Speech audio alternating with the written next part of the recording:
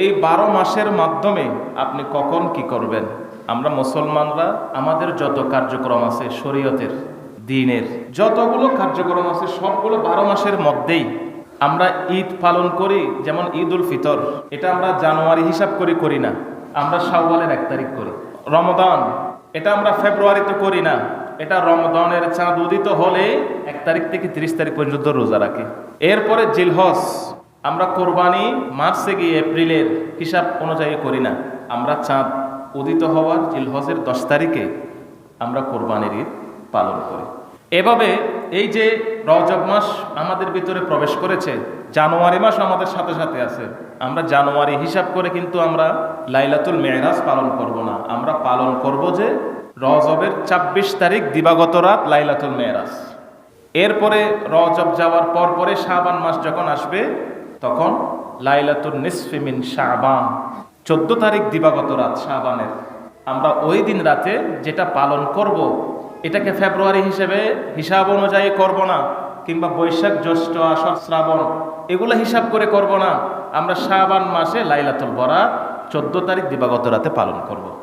ঠিক একইভাবে এরপরে আল্লাহ তাআলা যেদিন দুনিয়া সৃষ্টি করেছেন মুহররমের 10 তারিখ ইয়মা আশুরা যেটাকে বলা হয়, আমরা মুহররমকে হিসাব করে মুহররমের 10 তারিখ আমরা ইয়মে আশুরা পালন করব। ঠিক একইভাবে মহান বুজুর্গদের, যেমন গত জুমার দিন আমাদের মসজিদ কমিটির পক্ষ থেকে আমাদের সেক্রেটারি মহোদয় তিনি বলেছেন আমরা প্রত্যেক বছর খাজা মঈনুদ্দিন চিশতি রহমতুল্লাহ আলাইহির বার্ষিক ইসালে সওয়াব করি, এবছর করব কিনা। এটাও আরবি হিসাব অনুযায়ী রজবের 1 থেকে 6 তারিখ হুজুর গরিব নামাজের ফাতিহা, এটাও আরবির দিকে নিসবত করে এই ফাতিহা করা হয়। এর কয়েক মাস 1-2-3 মাস পূর্বে যেটা আমরা করেছি সেটা হচ্ছে রবিউস সানির মধ্যে ফাতিহায়ে ইয়াজদাহুম, হুজুর বড় পীরের ইন্তেকাল বেসালের দিন যেটা, সেটাকে আমরা স্মরণ করে ফাতিহায়ে ইয়াজদাহুম, তার মানে রবিউস সানির 11 তারিখ, এটা আরবির হিসাব অনুযায়ী পালন করা হয়েছে, ইংরেজি কিংবা বাংলা নয়।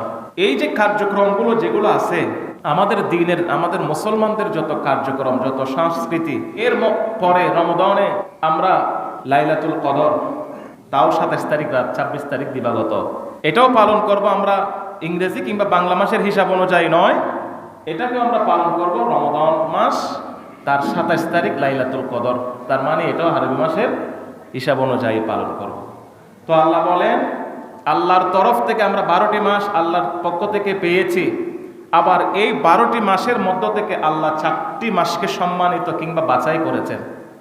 এই বাছাই মাসের মধ্যে, হারাম মাসের মধ্যে, সম্মানিত মাসের মধ্যে 4টি মাসের এই একটির নাম হলো রজব।